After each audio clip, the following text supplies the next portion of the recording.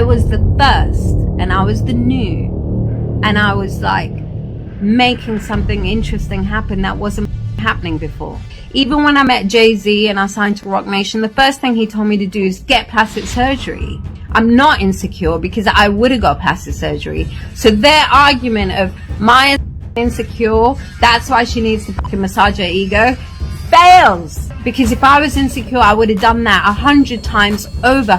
Even when I met Jay-Z and I signed to Roc Nation. Y'all, this is about to blow your mind because M.I.A. just dropped a bombshell that nobody saw coming. She's accusing Beyonce of being involved in some seriously dark witchcraft, and we're talking about sacrifices. The former Roc Nation artist went all the way there, claiming that Beyonce tried to sacrifice her own son as a part of a twisted ritual. Yeah, you heard me. What is really going on behind these closed doors of these Hollywood elites? Well, stay tuned because this drama is just getting started and we're about to spill all the tea. So in 2008, M.I.A. was on top of the world. Her hit song, I fly like paper, get high like planes, catch me at the border, I got pieces in my name, was everywhere, on the radio, in movies, Pineapple Express, everywhere, and topping the charts. The song went 3 times platinum and M.I.A. became a household name. She wasn't just any artist, she was the artist everybody was watching. Because I didn't have any money to make it. Yeah. And so that was like, okay, I'm gonna make some money. Yeah.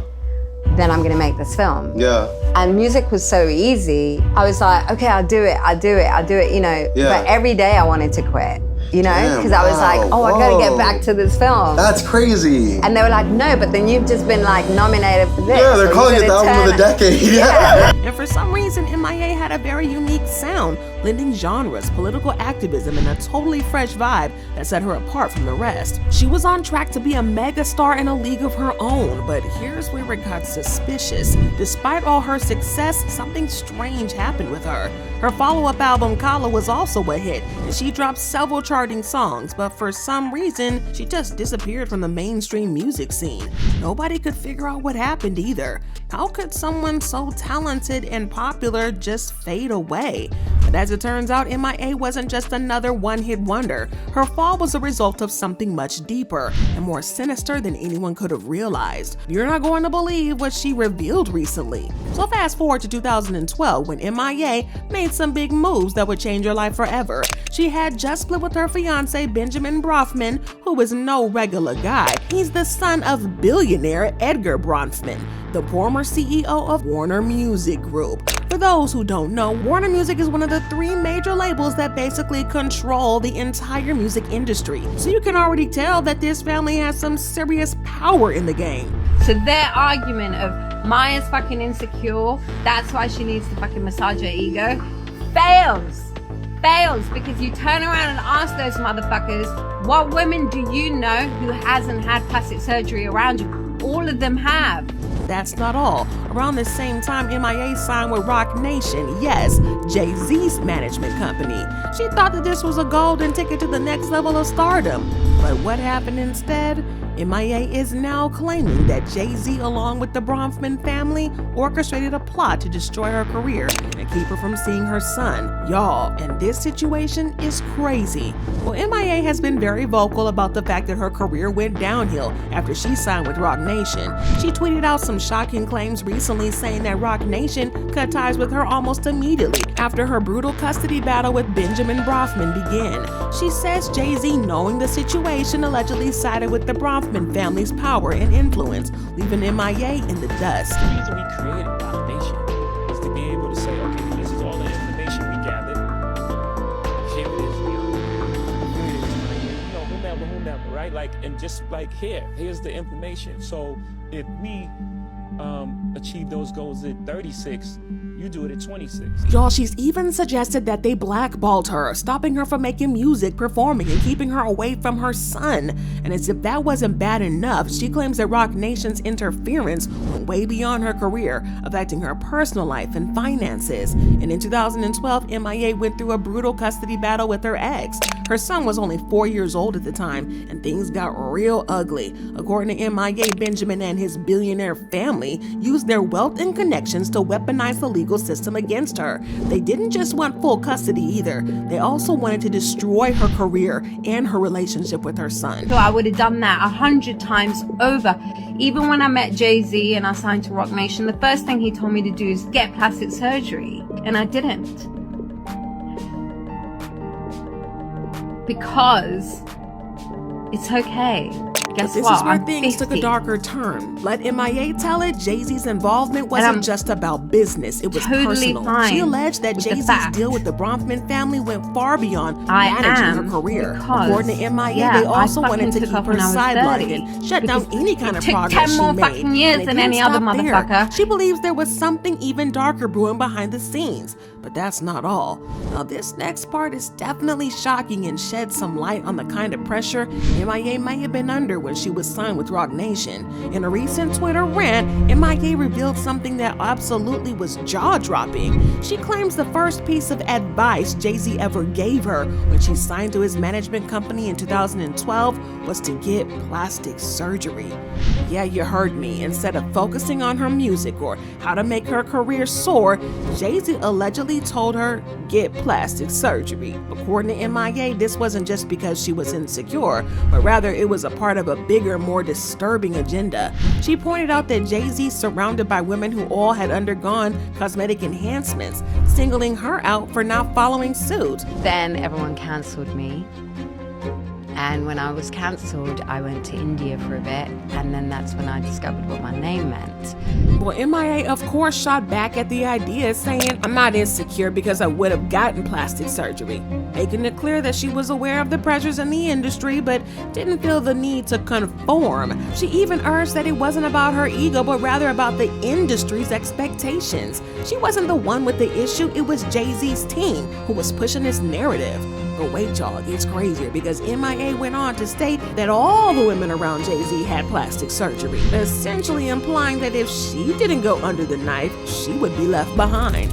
Imagine hearing that from someone who's supposed to be your mentor and your manager. Well, to M.I.A., this was just another part of the sinister web she found herself trapped in when she entered Roc Nation. And while we're talking about Jay-Z and Roc Nation, it's clear that M.I.A. has had a lot of unresolved anger towards them. In fact, she's been vocal about how her career was essentially buried after signing with Roc Nation. And in February of this year, during a social media rant, M.I.A. revealed how Matangi, her fourth studio album, was sabotaged.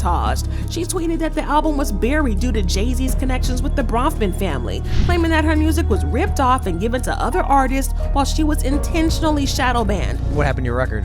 And they pulled my record. When was this? Cancelled. That was 4 years ago? No, this was October 2022. So wait. Wow. Who was they though? I'm walking out. Nice. That's not all, because according to M.I.A., it wasn't just her music that was suppressed. It was her entire career. She accused Roc Nation of ripping her off and copying her style while making sure she was sidelined. Y'all, in the same rant, she also mentioned that her communication with Jay-Z had been cut off completely. She claims that all of her emails to him asking for help were wiped from her inbox, leaving her with nothing but silence. Now, this is where things get even more intense, because M.I.A. has stated that the reason she sacrificed her career wasn't because she wasn't talented or didn't have the potential. According to her, it was to protect her son from madness of the music industry. Let's be real a second. For a millisecond, most parents would do anything and everything for their child, and M.I.A. claims that she chose to protect her son, Akid, rather than continue in the music path that was being manipulated and controlled by powerful figures like Jay-Z and the Bronfman family. The time came. You have to speak the truth. I was gaslighted to the point I was second-guessing my own idea. I've already paid the price for telling the truth all along my career. Like, why hide this one? Make you One of nervous her most heartfelt talking about tweets, this? she It does wrote, make me "I nervous. sacrificed This is my probably career a for my subject I child." should not go Imagine how into, that but must no, you feel, should. knowing that your passion and hard work have been stifled When for the sake the of time protecting your came. family. Well, M.I.A. further revealed that Roc Nation's shady dealings were also affecting her ability to be there for her son. She says that her ex, Benjamin Bronfman, and his family used their wealth and power not to only damage her career, but also try to take her child away from her. It was clear from her rants that her battle wasn't just with Jay-Z and Roc Nation. It was a much bigger conspiracy involving the most influential and dangerous players in the music industry. But now, as M.I.A.'s revelations grow darker, she hints at something even more sinister. She's suggesting that everything from her career fall to the custody battle with her falling out with Roc Nation might have been part of a sacrificial plot that goes beyond just the music business. In her recent Twitter rant, M.I.A. dropped some serious allegations. She implied that Jay-Z and the Bronfman family were not just after her career, but were also involved in some dark stuff, something that involved her son. She even went as far as to say that she was sacrificed in a way to advance other people's careers or agendas. But let's pause for a second, because this is kind of heavy. How powerful was Jay-Z when you were doing business with him? Was he already a power player where if he wanted to ruin someone's life or make somebody a star, he could do it? Yeah, I think me and Rihanna came out the same year, So now we're left with even more questions than answers. What is the real truth behind M.I.A.'s sudden disappearance from the music scene? Was it all because of shady business dealings, or was there something even darker going on? M.I.A. claims about Jay-Z that the Bronfman family and Beyoncé are pretty hard to ignore. But that's not all. If M.I.A. is telling the truth, then there's some massive conspiracies that go all the way to the top of the industry. And then the idea of a sacrifice, whether it's a career or something even darker, raises some serious questions about what's really going on behind these glitzy surfaces of the music world. But y'all ready for the craziest part? M.I.A.'s recent allegations about Beyoncé go way beyond just industry drama. She's tiptoeing around a connection between the witchcraft rumors surrounding Beyoncé and the way M.I.A. was treated. Could the whole power struggle, the blacklisting, and the custody battles be part of a larger ritualistic agenda? Well, the idea of sacrifices has come up multiple times in interviews and social media posts from M.I.A., and it makes you wonder if this is more than just some random conspiracy theory, because let's face it, Beyonce is one of the most powerful women in the entertainment industry. Could she be involved in something darker than we would know? Well, M.I.A. sure seems to think so, and the way that she's been silenced over the years only adds fuel to the fire. But as we're hearing more from M.I.A. herself, it's clear that she's not backing down. She's ready to tell the whole truth and nothing but her truth, so help her God, about her career, about her custody battle, and what really happened behind the scenes with Jay-Z and Beyoncé. And let's be clear, she's got nothing left to lose. She's going to expose everything she knows. But what do y'all think? Is M.I.A. revealing the dark truth about power plays and conspiracy theories and possible witchcraft in the music industry? Or is this just another one of her wild stories for clout? And did Jay-Z and the Bronfman family really try to ruin her career? And could there be more going on behind the scenes with Beyoncé and this occult than we're ready to admit? Let me know what you think in the comments below, because stranger things have happened. And if you enjoyed this breakdown and want to stay updated on even more crazy celebrity gossip and industry secrets, don't forget to hit that like button and subscribe. And check out our next video on what really prompted Piers Morgan to take down that Jaguar Wright interview. And you don't want to miss it. So needless to say, me and Dwayne don't with each other at all. Him. Why waste your time dating somebody who is not going to elevate your life? I don't want to stress you out by trying to keep up with my lifestyle that I already have and am accustomed to. I'm going to these restaurants just for lunch meetings, and for him to just bald-facedly say, hey, if it ain't me, it's gonna be somebody. It was like, what? Y'all, it's so messy out here because Lisa Raye has officially turned the gossip world upside down with her latest tea, and let me tell you, it's piping hot. In a jaw-dropping twist, Lisa Raye has leaked a shocking video that hints at an affair between her husband, former Turks and Caicos Prime Minister Michael Misstee, and none other than her former best friend, Dwayne Martin. And if you thought that that was wild, buckle up, because the streets are saying that Dwayne is the side piece in this messy love triangle. Well, y'all, Lisa Raye was living the dream, or so it seems, because back in 2006, she married Michael Misstee, a powerful politician who swept her off her feet and made her the first lady of Turks and Caicos. It was supposed to be a fairy tale, and Lisa put her Hollywood career on pause, leaving her family and friends behind to support Michael and adjust to her new role. But behind the glamorous photos and lavish events, cracks were forming in her marriage.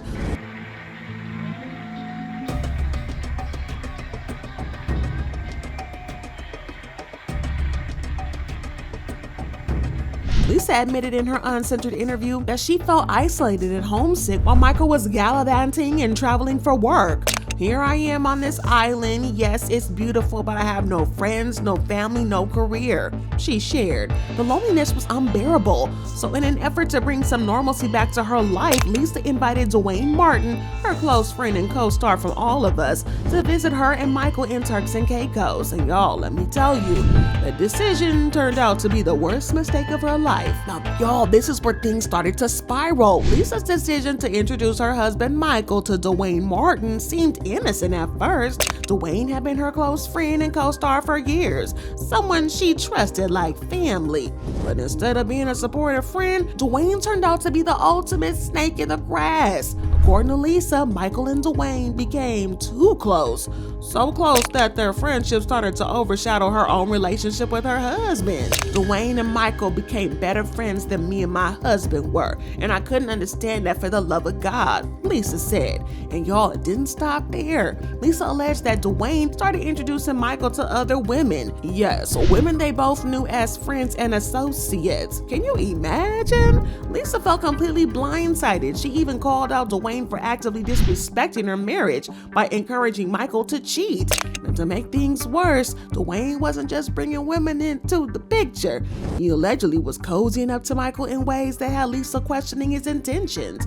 But here's where things are even messier. Dwayne wasn't just a bad friend, he was allegedly positioning himself as Lisa's replacement by becoming Michael's new Hollywood plug. Well, Dwayne started helping him build connections in the industry that Lisa had once facilitated. Talk about betrayal on another level. Lisa declared in her uncensored interview, "I lost my husband to Dwayne Martin." And no, at the time, she didn't mean romantically, at least not yet. She meant that Dwayne had taken her place as Michael's closest confidant and ally, tearing apart what was left of their marriage. And just when you thought that things couldn't get worse, it does, because Lisa revealed that she tried to set boundaries with Dwayne, telling him to stay away from her marriage and her home. But did he listen? Absolutely not. Instead, Dwayne kept inserting himself into her life, and y'all, it was blatant. Imagine this. Lisa's butler had to call her to ask where to house Dwayne because he showed up unannounced while Michael wasn't even home. Lisa made it clear that she did not want Dwayne anywhere near her marriage, yet he kept coming back like the flu, like he was owning the place. Talk about disrespectful.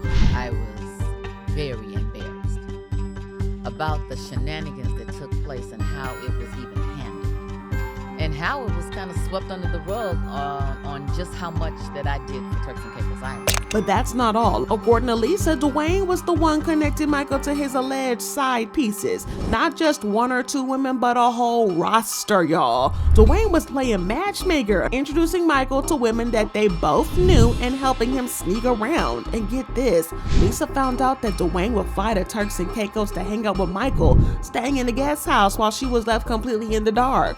The audacity. But y'all know Lisa Raye is not no punk, as she confronted Dwayne directly, urging him to respect her new marriage and leave her relationship alone.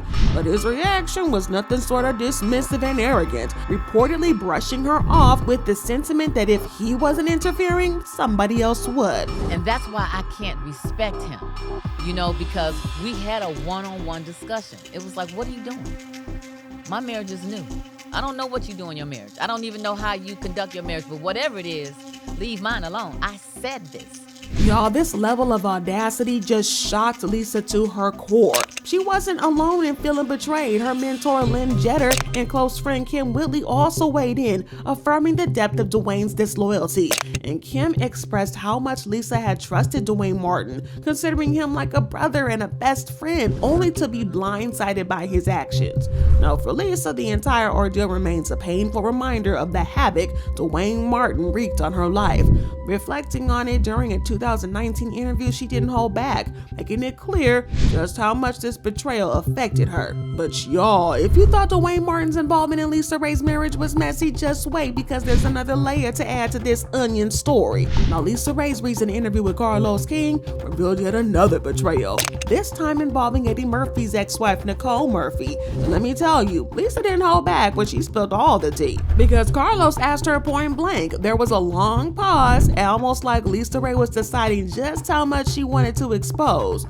Yes, Raye confirmed that Nicole Murphy, someone that she once called friend, had an affair with her ex-husband, Michael Misstee. And this wasn't just some random accusation.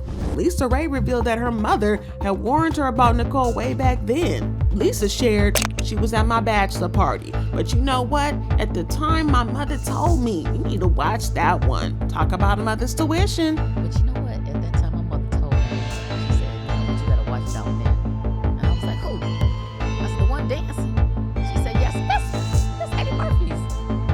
What? She said, "You gotta watch that one." Current wife at the time of her ex. But y'all, it got even worse because Raye didn't just rely on her gut feelings. She had receipts. She claimed to have obtained a tape that allegedly showed Nicole Murphy dropping Michael Misstee off at a private airport in her car. Let Raye tell it, it was something like out of a movie. They opened the gate and they pulled up to the plane and she gets out and he gets out.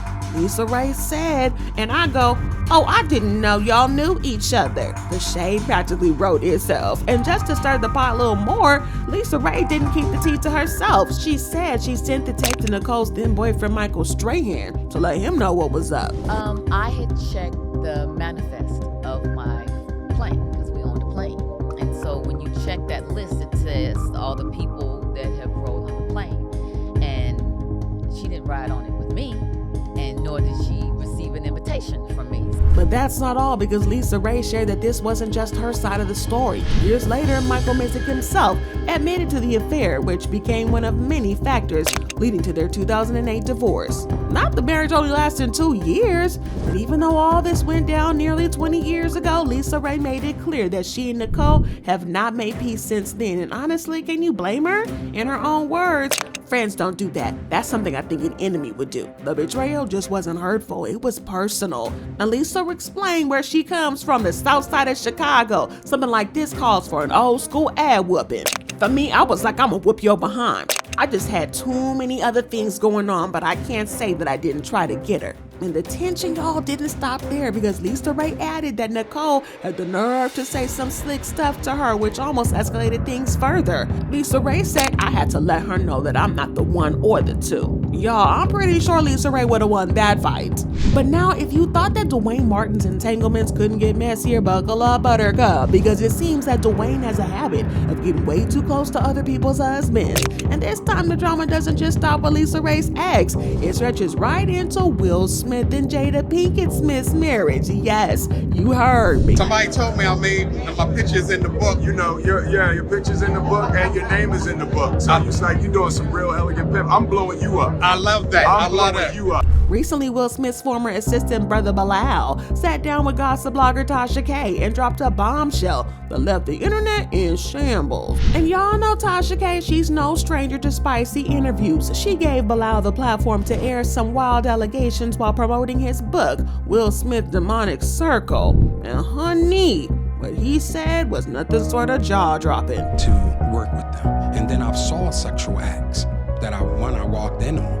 I am saying to you, if a woman is used to something the size of a baby leg and you come in with a pinky toe, there's nothing you can do to please her. Now, in the interview, Bilal claimed that he walked in on the intimate moment between Dwayne Martin and Will Smith. His words, straight up explicit. "I opened the door to Dwayne's dressing room and that's when I see Dwayne having anal S with Will." Bilal said, going into a way more graphic detail than anybody asked for. He described the scene as red rum, leaving no ambiguity about what he claimed to have witnessed. And can we be real a second? For a millisecond, this kind of allegation is enough to shake even the most solid Hollywood reputations, and naturally fans were left reeling. But here's the thing, these claims remained unverified. No one else has corroborated Bilal's story. Let's face it, with a book to sell, there's every reason to take this with a grain of salt. Still, the damage was done. What's out there is already out there, and the internet never forgets. So, all right, I open the door to Dwayne's dressing room, and that's when I see Dwayne and having anal sex with Will. Let me process that for a second. But of course, Will and Jada weren't about to let that slide. The Smiths fiercely denied the claims, with reps calling them unequivocally false and completely fabricated. They even threatened to sue Bilal for defamation. But here's the thing, no matter how hard you deny it, once a rumor like this hits the streets, it's hard to erase it because the internet will always remember. And this story is already all over the blogs and fueling speculations about the extent of Dwayne's influence and the secrets he might be hiding. Saying rumors out about people you love, like Will and Dwayne. I know. That just came out too recently. Yeah, you know, and let me just say this. It's ridiculous, right? And it's nonsense. But y'all wanna know what's even more eyebrow raising? If these allegations are to be believed, and that's a big if, it seems like Dwayne has a pattern of getting involved with other people's relationships. First, it was Lisa Raye's husband, Michael Misstee, where he allegedly wormed his way into the marriage under the guise of friendship. And now Brother Bilal's accusations are suggesting a familiar entanglement with Will Smith. It's giving Hollywood DL Thotty. But whether any of this is true, the narrative paints a messy picture of Dwayne. It's giving homewrecker, and fans are already drawing their own conclusions. But y'all, this story was a whole roller coaster. Who would have thought that Gina from Martin, Tisha Campbell's husband Dwayne Martin was out here being a whole thought? Cause this whole thing sounds like a roller coaster. From Lisa Raye exposing Dwayne for allegedly snaking his way into her marriage to the explosive claims about his alleged connection to Will Smith, the tea has left us shook and with a lot of questions. Did Dwayne Martin really have a pattern of going after other people's husbands? Or are these accusations just a messy tangle of speculation? Could there be deeper truths behind these shocking allegations against Dwayne and Will? Or is this just another example of Hollywood drama spiraling out of control? And most importantly, what other secrets might Lisa and others still be keeping locked away? We need to hear what y'all think about this. Drop your thoughts and theories in the comments below, and don't forget to hit that like button and subscribe for more juicy celebrity gossip. You know we spill it like none other. And before you go, make sure you check out our next video on Will Smith's alleged relationship with Bashir Gray during his mentorship. It's another wild ride, and you don't want to miss it. See you there. So it looks like Wendy Williams' son, Kevin Jr., fully holds his father and Wendy's ex-husband, Kevin Hunter Sr., completely responsible for the bad things that happened to Wendy, and he has the receipts to back up his wild claims. Wendy and Kevin Sr. have been involved in a messy situation for a long time, going back to when Wendy filed for divorce in 2017, and things have been downhill for Wendy since then, with recent claims from her guardian that she is permanently incapacitated. Well, Jr. is now pulling up with receipts about how his father is allegedly behind this, and how he is still trying to steal from Wendy, even with all that's going on. So what on earth is Kevin Sr. up to, and is he really in cahoots with Wendy's guardian to steal from her and ruin her life? Let's break this down. Alright, so a lot of folks are rallying behind Wendy Williams, and one of her biggest supporters is her son, Kevin Hunter Jr., and we're going to call him Jr. to avoid any Kevin confusion. Wendy and Kevin tied the knot back in 1999, and things were fine. Well, until Kevin went and ruined it by getting his longtime mistress, Sharina Hudson, pregnant. Here's the thing, Wendy always knew about Kevin's affair with Sharina. She reportedly let it slide for years as long as it stayed discreet and drama-free. But when he crossed the line and got Sharina pregnant, that was Wendy's breaking point, and the marriage came to an end. During their 2-decade marriage, they welcomed Jr. in 2000. From what we now know, Jr. wasn't oblivious to what went down between his parents. He grew up witnessing the drama firsthand, and let's be real.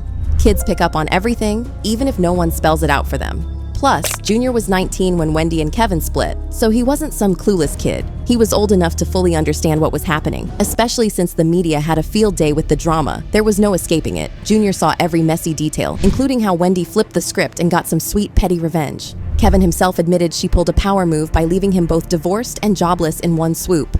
He said, "When the news was out, I told her I would step down from the show, and Wendy told me I need to stay because I was having a kid. I stayed, only to later be lined up. I got fired from management, served divorce papers, and also fired from the show all in the same day." During their marriage, Wendy was the breadwinner, holding down the finances while Kevin was out here playing games. To make it worse, he and Sharina were living off Wendy's dime. Kevin used her hard-earned money to fund his affair, buying Sharina flashy cars, putting her in a house, and even launching a string of businesses for her that all flopped. When Wendy finally cut him off, folks thought Kevin would bounce back and prove all that talk about being the mastermind behind Wendy's success. I mean, he always bragged about making her, so you'd think he'd just repeat the process, right? Nope. Instead of dusting off his resume and getting to work, Kevin decided to come for Wendy's bag. He demanded alimony to keep his lifestyle afloat, even though he was the one who cheated. And if that wasn't wild enough, he tried to get Wendy to pay child support, despite the fact that Junior was a full-grown adult at the time. Junior wasn't having it, though. Insiders said he felt some type of way about his dad's money grabs, especially since it was clear Kevin's moves were all about the cash and nothing else. Junior thought his dad's behavior was downright tacky and embarrassing. He couldn't believe how shameless Kevin Sr. was being, and the tension between them hit a breaking point. Things got so heated that they ended up in a full-on physical fight. Kevin Sr. even accused Wendy of brainwashing their son against him. The fight was messy and intense, so much so that Junior ended up getting arrested over it. Things seemed to go left for Wendy after that. Rumors started flying that Wendy Williams had been admitted to a psychiatric facility, sparking concerns about her mental health. Then Tasha K jumped into the mix, stirring the pot even more. She alleged that Wendy was dealing with early onset dementia and wasn't even living in her Manhattan apartment anymore. According to Tasha, Wendy had been moved to a safe house. Here's what she had to say about the whole situation. Wendy is done. And I don't like to say this. Lionsgate got her in a safe house, okay? She is not at her Manhattan apartment. Wendy Williams is living in a safe house away from paparazzi. Now, she has lost all blood circulation to the bottom of her legs and her feet, so she can't walk. Her vertigo is out of control, and she has early stages of dementia. A few weeks after this, an article by The Sun came out that kind of painted Wendy's mental health in a bad state and hinted that her family was trying to cover up her real issues. The Sun wrote, according to sources, Wendy's manager was summoned to her penthouse apartment after she had appeared unwell during a Zoom show, taping earlier in the week. Her manager and a small group of confidants arrived at the host's home to lend support to the struggling talk show queen. Wendy's situation kept getting worse, and eventually reports surfaced that she had checked into a wellness center for treatment. She stayed out of the spotlight for a while with no updates from her team. When she finally reappeared, word on the street was that people around her were pushing her to jump back into work.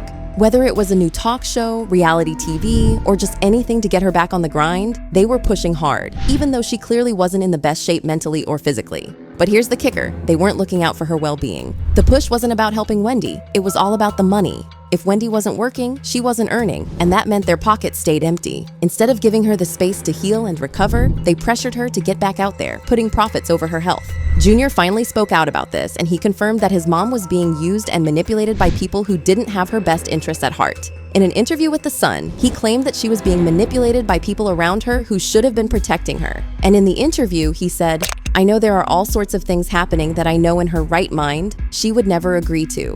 As hard as it is seeing her being taken advantage of, I know that if I'm making sure she, as a person, is okay, that is the important thing." So it's clear that Junior loves his mom very much, and he's pained to see how she's being manipulated and taken advantage of. He said, "What's been made more important by the people around her is that while her health may not be great, she needs to keep on earning income. And in my opinion, that should not be a priority at all. And whoever has been hired, they are taking advantage of someone who needs to get better." He also claimed that people were taking advantage of her drinking, saying, "There are a lot of people who are very aware that there is an issue with her drinking and how that issue may be helped. But I think these people are taking advantage of it while allowing it to play out to make it look like they aren't causing the issue. If they aren't providing it, they are definitely enabling a type of personality and giving her the green light to drink." The situation got worse when several news sources reported that Wendy has been calling people asking them to help sell all her stuff. She is asking for recommendations on places that can sell furniture for you. The insider added that in her preparation for her move, she wanted to see how she could list items in her home, which could potentially include her iconic purple chair among other keepsakes. Once again, her publicist tried to spin this, saying, "Wendy is getting rid of items for spring cleaning. This is what people do this time of year. It's a new chapter for Wendy, and she wants new things. This is a common gesture people do, and Wendy is no different. It is out with old and in with the new." Her publicist really put in the work to clean up Wendy's image, and she succeeded. It was around this time that her team hinted that they had made plans for her to star in a reality TV show, but her family kicked against this, with her brother speaking on behalf of the family. He said, "This is not a woman who is in the right frame of mind to get a show going. Why are you even here? Do you see the condition she's in? Does it look like she's ready to start a podcast for goodness sake?" It doesn't. However, her team released a statement where they insisted that Wendy was eager to get back to work, saying, "After taking a long break, Wendy feels some of the best days of her life were in media. She has been in media since her early 20s and wants to return to what she loves." getting back to what she loves is something that is important to her. After the previous drama simmered down, Wendy found herself facing more mental health-related challenges. Sort of.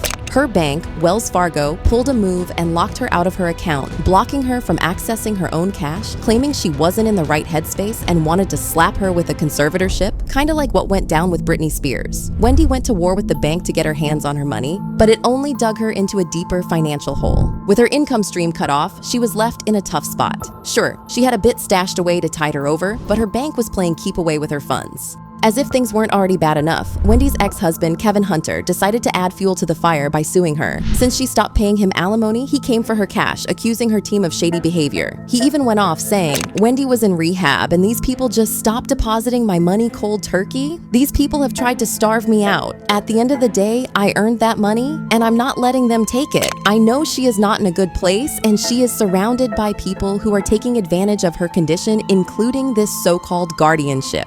It's almost ironic that Kevin was accusing others of taking advantage of Wendy when he did the exact same thing during their marriage. He burned through her money, funding his affair with Sharina, dropping nearly $1 million on a house for her, and setting up 5 businesses that all went under. Once he realized there was no more cash to squeeze out of Wendy, he thought he'd hit her with a lawsuit, but the court wasn't having it. Wendy had a solid alimony agreement, which stated that she didn't owe him anything if she left the Wendy Williams show. So Kevin's attempt to come for her money got shut down real quick. And speaking of Kevin, well, he has gotten his share of karma because he has since come out to admit that he has gone broke. He eventually had to come out TP publicly ask for money, saying, "I have fallen behind on most of my bills. I'm behind on credit card payments because I have no money since the severance payments were suspended. My life has been greatly affected since the plaintiff stopped making payments under our settlement agreement.